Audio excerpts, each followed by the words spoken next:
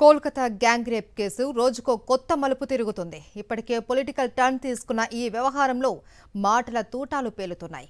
అధికార టీఎంసీపై బీజేపీ తీవ్ర స్థాయిలో విరుచుకుపడుతూ ఆందోళనలు ఉధృతం చేస్తోంది. మరోవైపు కొందరు తృణమూల్ కాంగ్రెస్ నేతలు చేస్తున్న వివాదాస్పద వ్యాఖ్యలు కాస్త షోకాజ్ నోటీసుల వరకు వెళ్లాయి.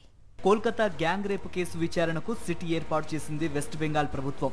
ఈ కేసులో మరో 5గురిని అదుపులోకి తీసుకుంది 5గురు సభ్యుల ప్రత్యేక బృందం. దీంతో ఈ కేసులో అరెస్టైన వారి సంఖ్య 9కి చేరింది. నిరసనల నేపథ్యంలో లా కాలేజీ వద్ద కట్టుదిట్టమైన భద్రత ఏర్పాటు చేశారు. ఈ ఘటనపై సుమోటోగా కేసు నమోదు చేసిన జాతీయ మహిళా కమిషన్ విచారణకు ఆదేశించింది.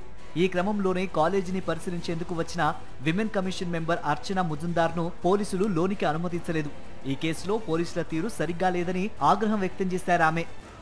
उनका अभी कहना है कोई सीट बने हुए हैं और वो सीट के काम बाकी है थोड़ा बहुत, तो हम कुछ नहीं देख पाएंगे, कुछ दिखा नहीं सकते हैं.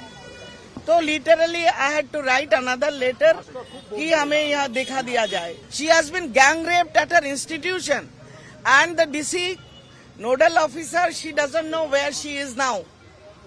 The answer before commission, where do we really stay, where is law and order? जो लिखना हम रिपोर्ट में लिखेंगे. మమతా బెనర్జీ ప్రభుత్వ తీరును నిరసిస్తూ బీజేపీ ఆందోళనలు ఉధృతం చేసింది.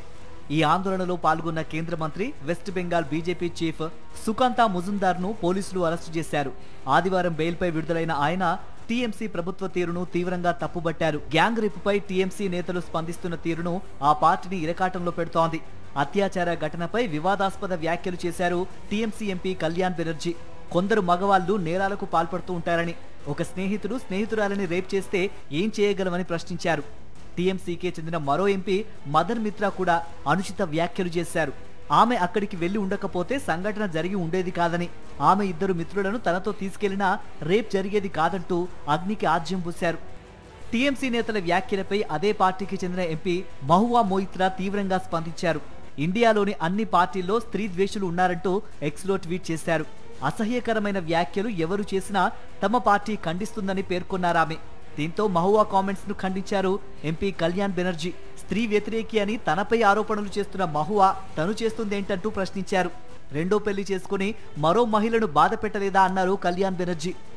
టీఎంసీ నేతల వ్యాఖ్యలు తీవ్ర దుమారం రేపడంతో పార్టీ చర్యలకు ఉపక్రమించింది. ఎమ్మెల్యే మదన్ మిత్రాకు షోకాజు నోటీసులు జారీ చేసింది. కానీ ఎంపీ కళ్యాణ్ బెనర్జీ విషయంలో మాత్రం ఎలాంటి నిర్ణయం తీసుకోలేదు.